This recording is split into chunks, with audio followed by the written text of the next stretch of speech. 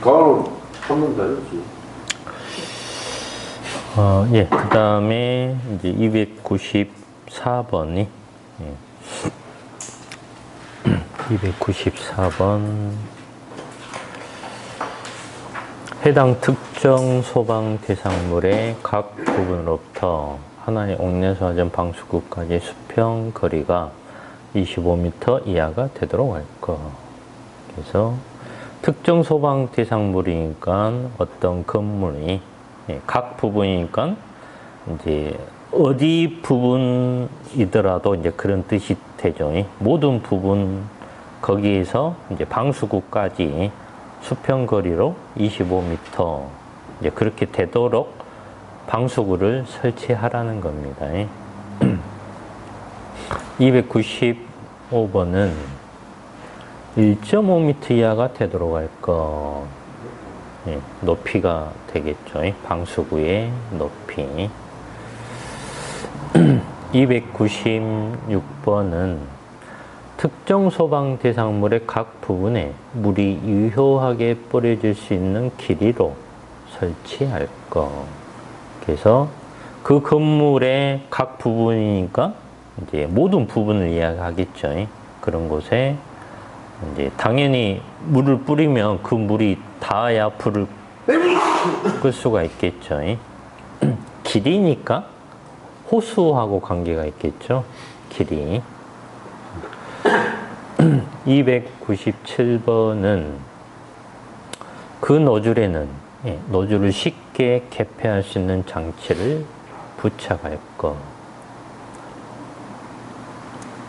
노즐. 그래서 노즐에 이제 노즐 그 근처에 밸브가 손으로 이렇게 열고 닫을 수 있는 그 밸브가 있다라는 거죠. 노즐 바로 그 부분에.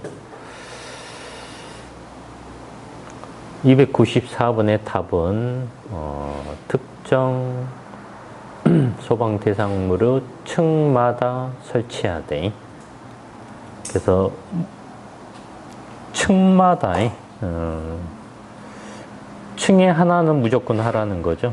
예, 층마다 설치하는 것이고, 295번은 바닥으로부터의 높이가 바닥에서 이제 1.5m 이하 방수구를 그 높이에 하라는 것이고, 296번은 호스는 구경 40mm 이상인 것으로서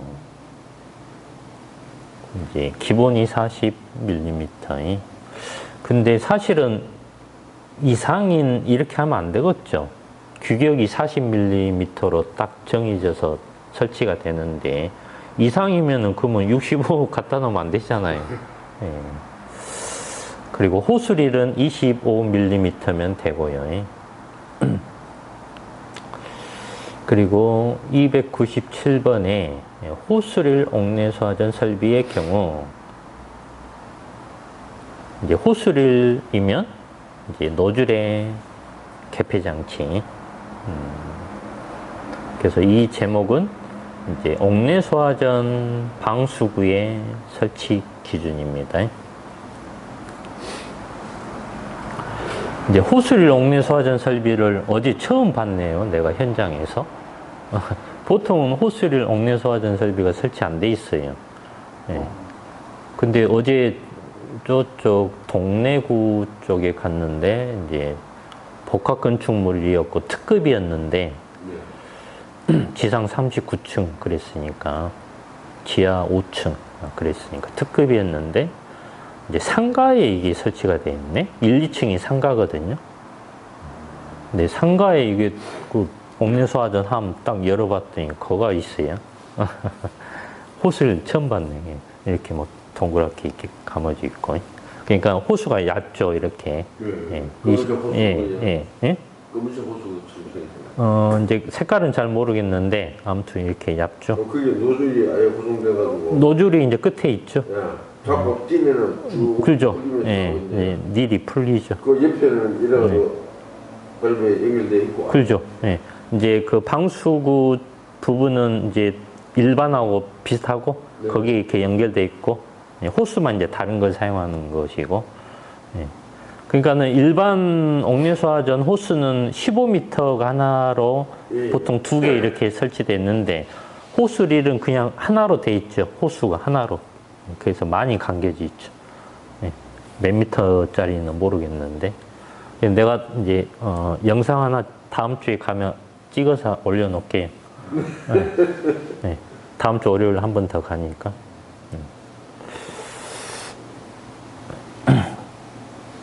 아무튼 쓰기는 필요하겠네요.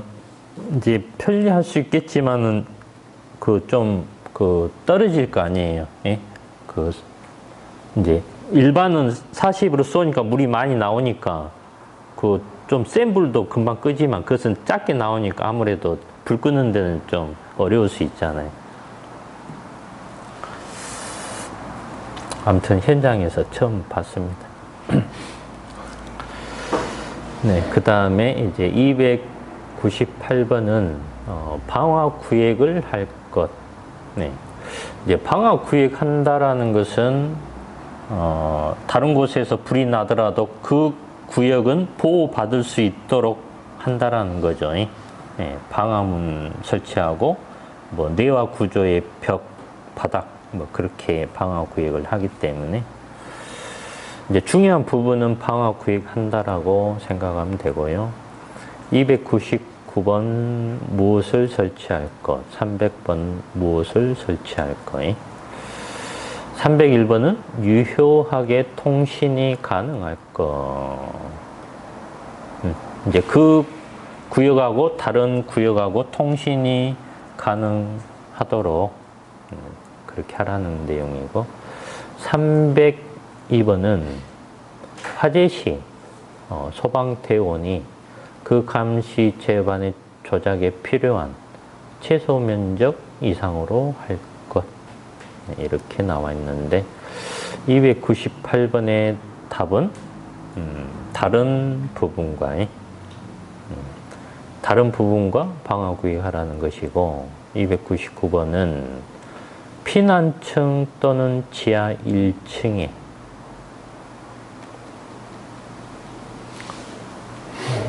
피난층 아니면 지하 1층에 설치하라는 것이고, 300번은 비상조명 등 및 급배기 설비를 비상조명 등 설치하고, 그 다음에 급기 설비, 배기 설비, 이것을 급배기 설비 그렇게 나와 있습니다.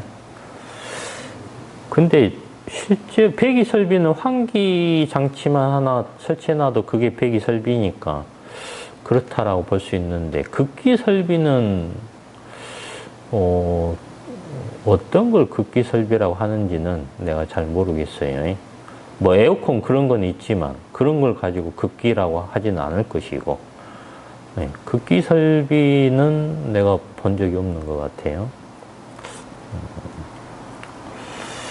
그 다음에 이제 301번은 이제 무선통신 보조 설비 화재 안전 성능 기준에 따라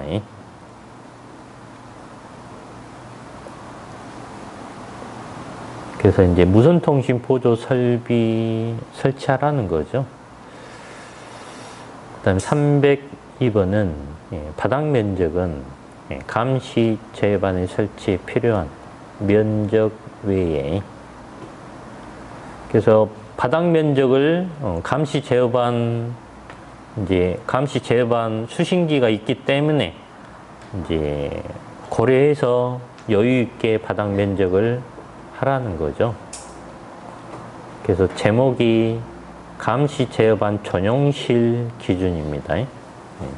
그래서 감시 제어반 그냥 아무 데나 설치해도 되는 경우가 있고, 전용실을 설치해야 되는 경우가 있고, 전용실 안에 감시 제어반, 그렇게 전용실을 하라는 기준이기 때문에 이제 전용실은 이렇게 해야 된다.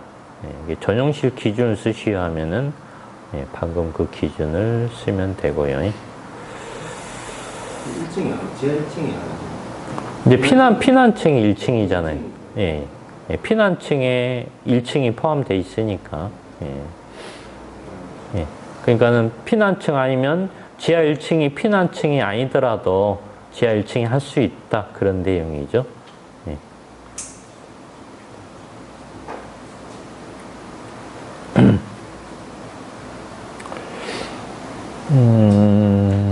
감시 제어반.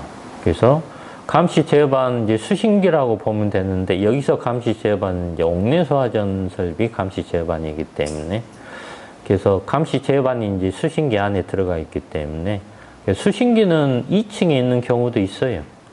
거가 이제 관리실이면. 그런데 수신기가 2층에 있을 뿐이지 그게 전용실은 아니죠. 그래서 전용실을 피난층 아니면 지하 1층에 하라는 것이지 수신기를 무조건 피난층 지하 1층에 하라는 그런 게 아니에요.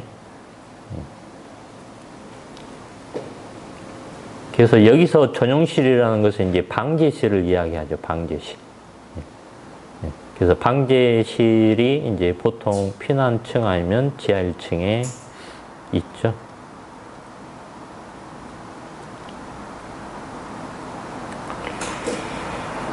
방제실은 이제 작은 건물은 없지만 이제 요즘 뭐 아파트 짓고 하면은 있죠. 별도로 관리실 외에 방제실이. 그래서 이제 큰 건물은 당연히 방제센터가 따로 있죠. 그래서 거기서 소방뿐만이 아니라 전기, 뭐 엘리베이터 이런 저런 거 전부 다 거기서 이제 컨트롤하죠. 예. 그게 가장 중요하죠. 방제센터가. 모든 걸 거기서 감시하고, 어디 뭐, 누가 와서 도둑질 하는지, 무슨, 범죄가 일어나지 않는지 그런 것부터 시작해서 자동차 접촉사고가 일어나지 않는지 그런 것부터 해서 모든 것을 거기서 감시하고 컨트롤하기 때문에 방제센터가 가장 중요하다라고 볼 수가 있습니다.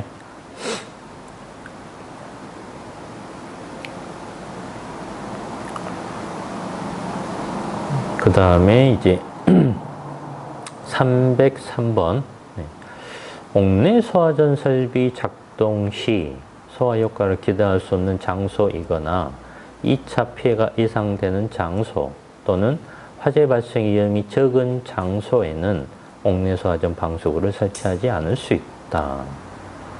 그래서 답을 봐보면 불연 재료된 특정 소방 대상물 또는 그 부분으로서 그래서 이제 조건이 되는 거죠.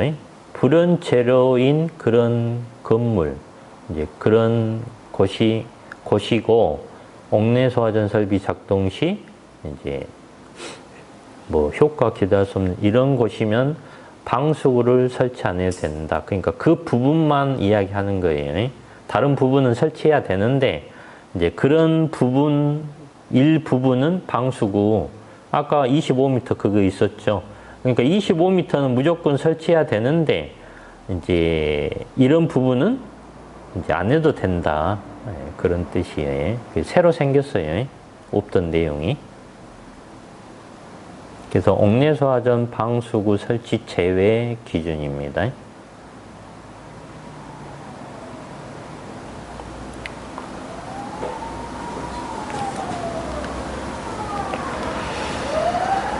그 다음에 304번 뭐가 있는 건축물. 305번은 가압송수 장치로 설치한 경우. 가압송수 장치. 306번은 건축물의 최상층에 설치된 방수구보다 높은 위치에 설치된 경우.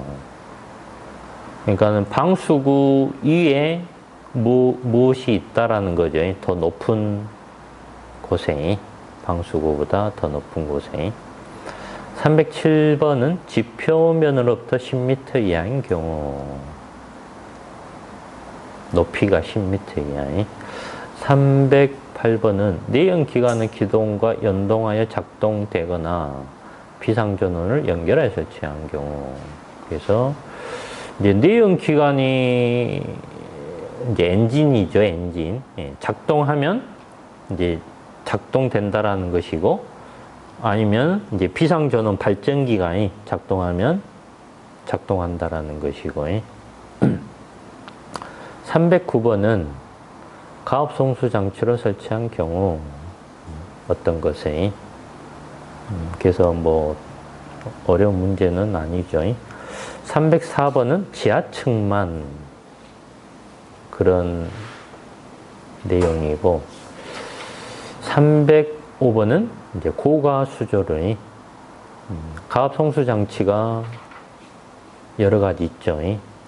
고가 수조를 사용한다라는 것이고, 306번은 이제 수온이, 그러니까는 물이 수조에 있는 물을 수온이라고 그러죠. 그 수온이 방수보다 더 높은 곳에 있다라는 거죠. 307번은 건축물의 높이가 이제 한 3층 그 정도 건물이다라는 거죠. 308번은 주펌프와 동등 이상의 성능이 있는 별도의 펌프로서, 그래서 주펌프가 있고 없을 수가 없죠. 주펌프가 있고 그거 외에 별도의 펌프가 있다라는 거죠. 그래서 이제 예비 펌프라고 부르죠.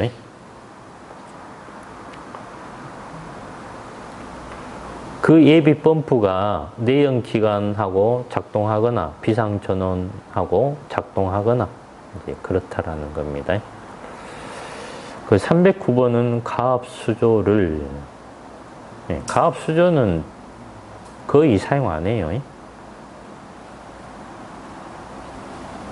그래서 이런 경우 제목이 옥상수조 설치 제외 기준입니다. 옥상수조를 안 해도 되는. 그래서 NFTC라고 적혀져 있죠. 그래서 NFTC. P는 성능 기준이고 T는 기술 기준이고.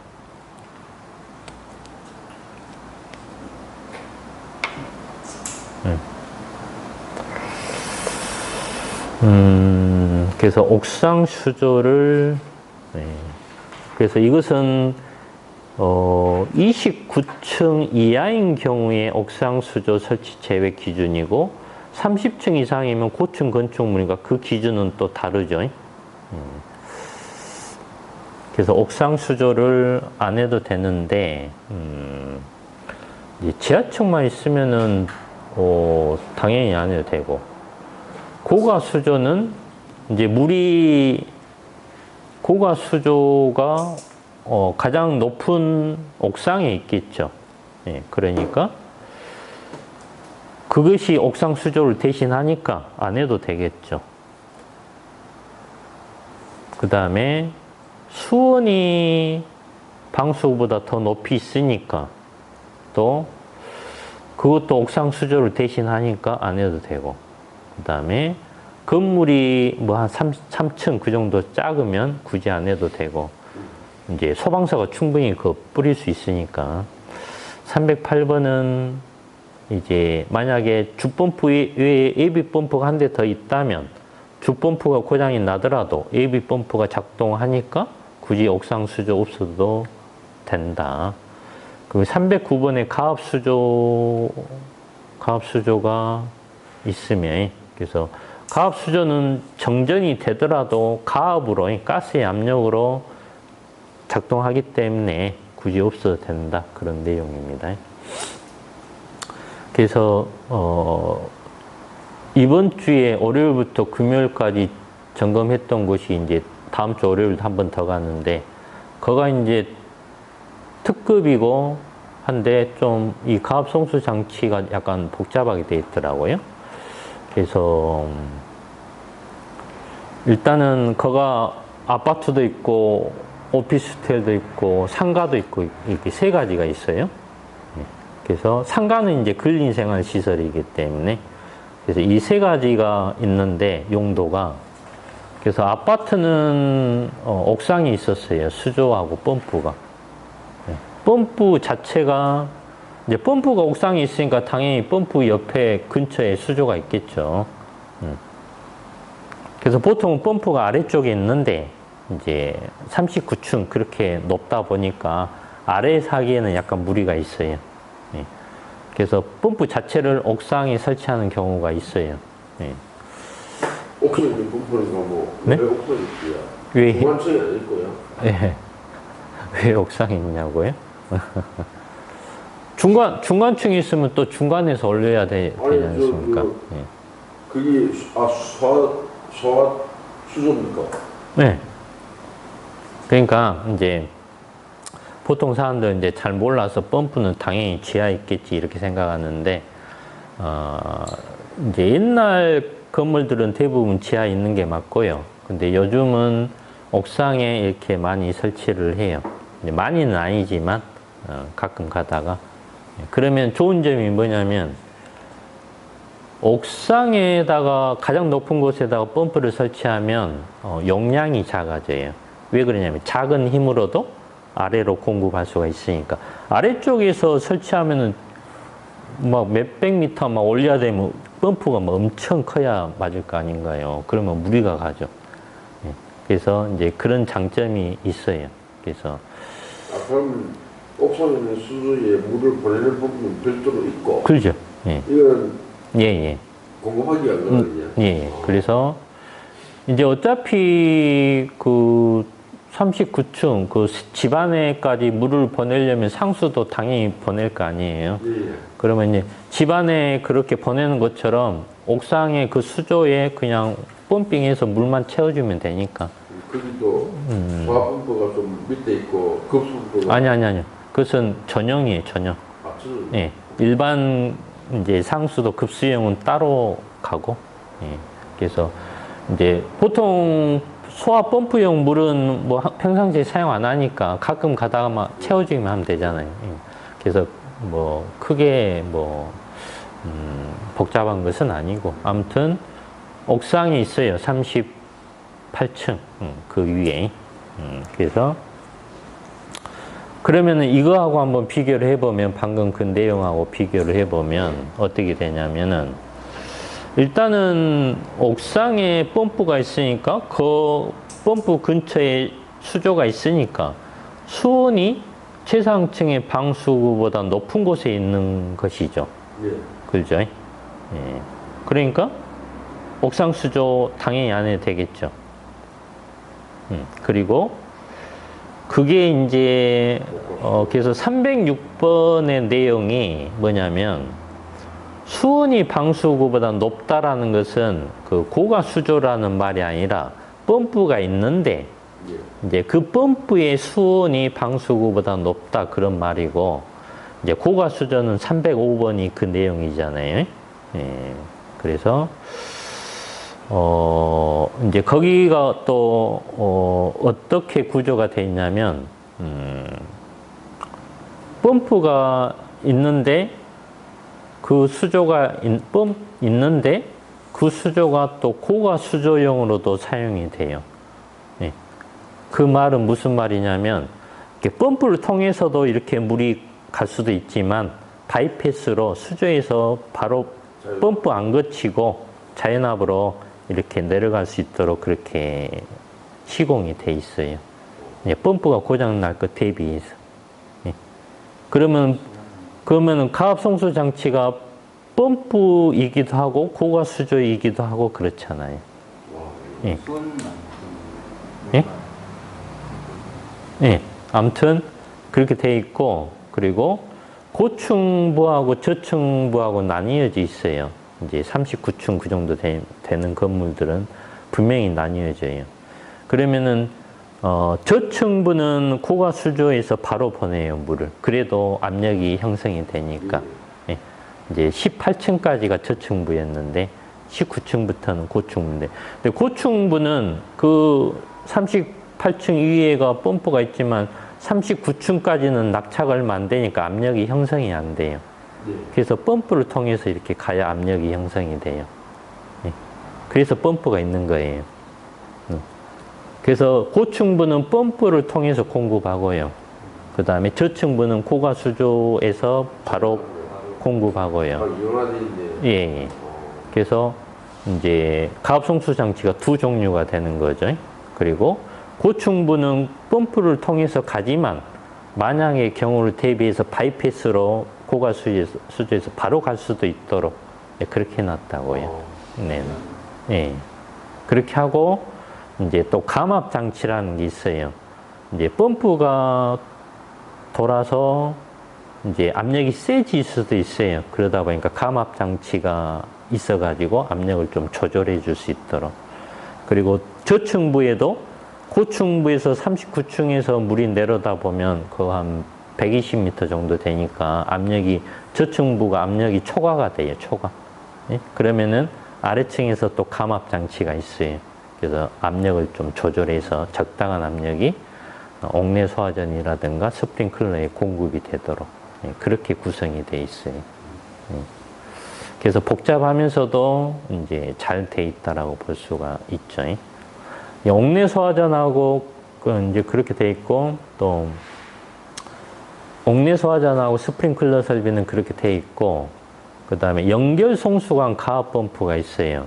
연결 송수관 펌프는 70m 이상이면 설치를 해야 되니까. 근데 그 펌프는 지하 5층에 있었어요, 아파트.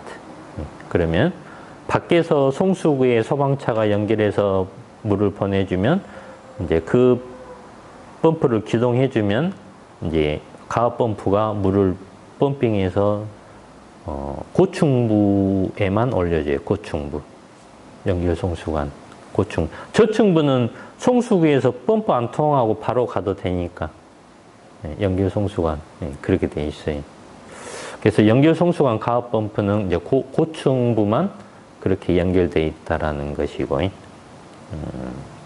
그렇게 되고 또 오피스텔도 마찬가지로 39층짜리였으니까 옥상에가 옥내 소화전 스프링클러 펌프가 있었고, 그 다음에 가압 펌프는 이제 16층에 있었는데 16층이 어떤 곳이냐면은 피난 안전 구역이에요.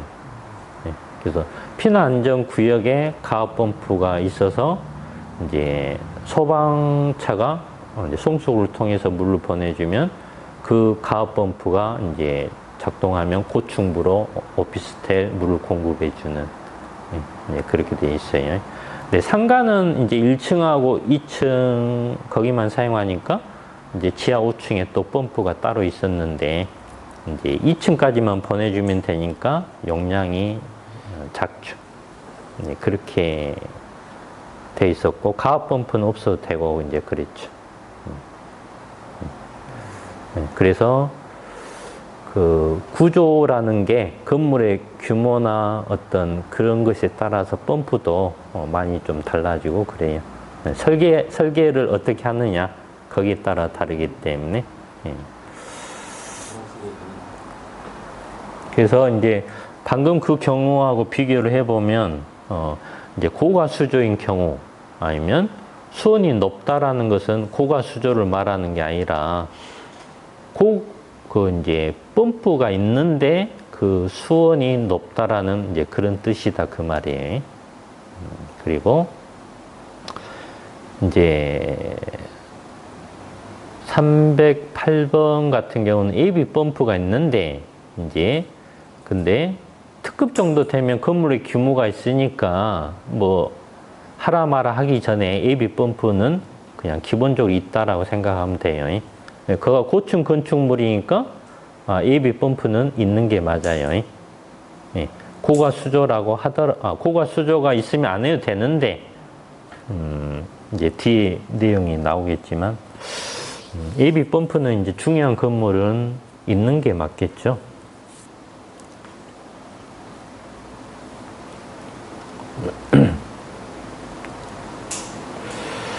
네, 그 다음에 이제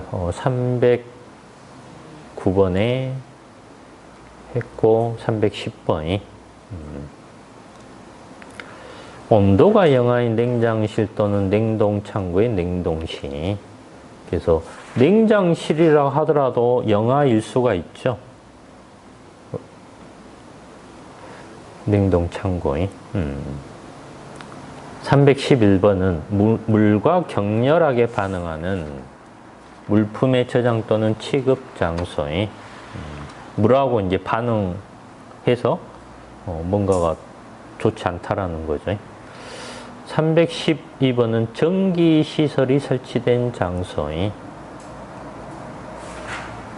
313번은 그 밖의 위와 비슷한 장소 314번도 그 밖의 위와 비슷한 장소에 그래서 310번은 냉장 창고 중 이제 냉장 창고니까 뭐 배추를 저장한다거나 뭐 그럴 수 있겠죠. 근데 이제 배추가 영하로 내려가면 안 될 것 같고 뭐 다른 어떤 생선류 이런 거 냉장 창고지만 온도가 영하로 내려가고 또 냉동 창고 311번은 고온의 노가 설치된 장소 그래서 어디 공장 같은데 고온의 노가 있겠죠. 그런 곳 312번은 발전소, 변전소 등으로서 이제 발전소하고 변전소에 그 고압의 전기가 있죠. 313번은 이제 식물원, 수족관, 목욕실, 수영장이 수영장 관람석 제외하죠. 이제 그런 곳. 그래서 식물원, 수족관은 이 앞전에 동식물원 거기에서 문화 및 집회시설 종류에서 나왔었죠. 그리고 314번은 야외 음악당, 야외 극장. 그래서 제목이 이제 옥내 소화전 방수구 설치 제외인데 기술 기준이죠. 그래서 아까 303번은 성능 기준이었고 방금 한 것은 기술 기준이고 방수구 제외 기준인데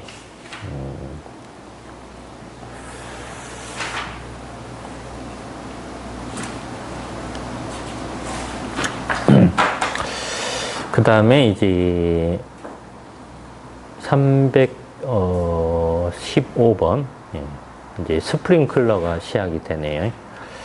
2차 측 폐쇄형 스프링클러 헤드까지는 소화수가 부압으로 되어 있다가 화재 시 감지기 작동에 의해 정압으로 변하여 유수가 발생하면 작동하는 스프링클러 설비를 말한다. 부압이라는 말이 나오니까 부압식 스프링클러 설비를 이야기합니다. 그래서 2차 측 헤드까지는 이제 부압 상태다 그 말이죠. 유수금지 장치를 기준으로.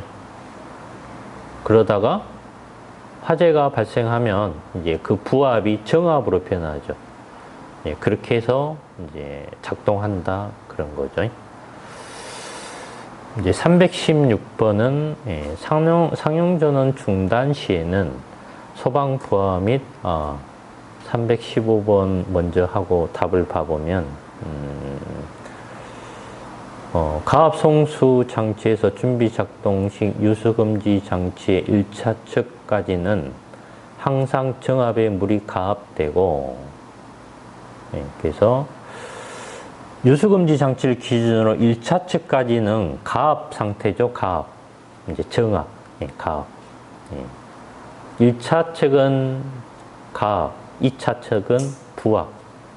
그래서 제목이 부압식 스프링클러 설비 정의 기준입니다.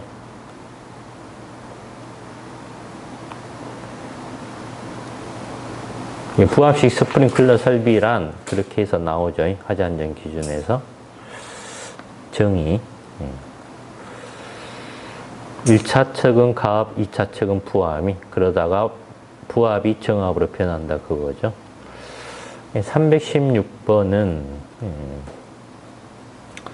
상용전원 중단 시에는 소방부하 및 비상부하에 비상전원이 동시에 공급되고 화재 시 과부에 접근될 경우 비상부하의 일부 또는 전부를 자동적으로 차단하는 제어 장치를 구비하여 소방부하의 비상전원을 연속 공급하는 자가발전 설비를 말한다.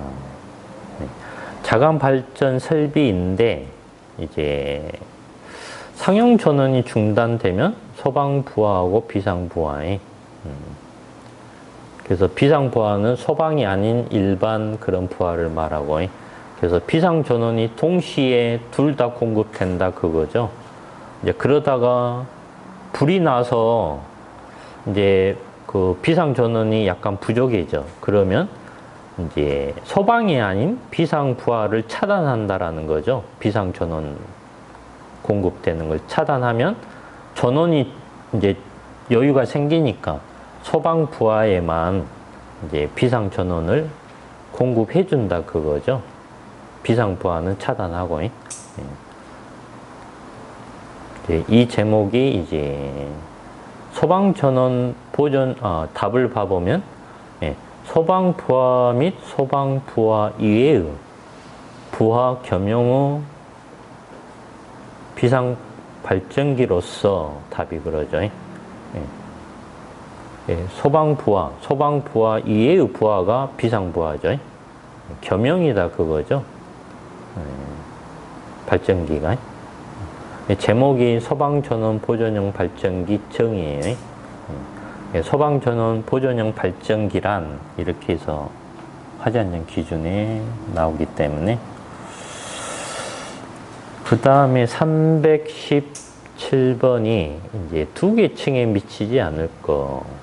보통 이제 한 개 층에 각자 한 개 층마다 그렇게 하는 것이고 일제 개방 밸브를 설치할 거예요. 그래서 이제 일제 개방 밸브는 유수 금지 장치가 아니죠. 그래서 습식 밸브, 건식 밸브, 준비 작동 시 밸브 그게 유수 금지 장치고 일제 개방 밸브는 일제 개방 밸브라고 부르죠. 일제 살수식에서 319번은 헤드의 개수는 50개 이하로 할 거. 최대 50개 이하로. 320번에 유수금지 장치의 기준에 따르고 표지는 일제 개방 밸브실이라고 표시할 거. 그래서 이제 일제 개방 밸브 그것을 유수금지 장치 기준하고 똑같이 하라는 것이고 이제 표지는 일제 개방 밸브실 그렇게 하라는 것이고 그래서 답은 317번에 하나의 방수 구역은 그래서 유수금지 장치는 방호 구역이라고 부르고 일제 개방 밸브는 방수 구역이라고 부르고 하나의 방수 구역은 이제 하나의 층에 하라는 것이고 318번은 방수 구역마다 일제 개방 밸브를 설치할 것. 그래서 방수 구역이 10개면 각 하나당 밸브, 일제 개방 밸브가 10개가 되겠죠. 319번은 하나의 방수 구역을 담당하는 그래서 하나의 방수 구역에는 헤드를 최대 50개까지만 하라는 것이죠. 그 다음에 320번은 이제 일제 개방 밸브의 설치 위치는 유수금지 장치 똑같이 하면 된다라는 것이고 그래서 0.8에서 1.5m 뭐 그렇게 그런 기준들이 있어요.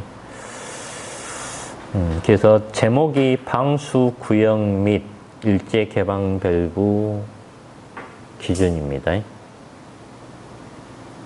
이제 일제 살수식 스프링클러 설비에서 방수 구역 및 일제 개방 밸브 기준. 이제 방호 구역하고 유수 금지 장치 기준 그게 또 따로 있죠.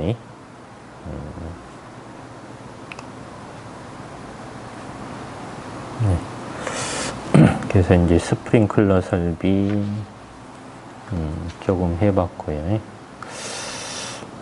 작년에도 좀 했으니까 내용은 뭐 그렇게 어려운 내용이 아니고.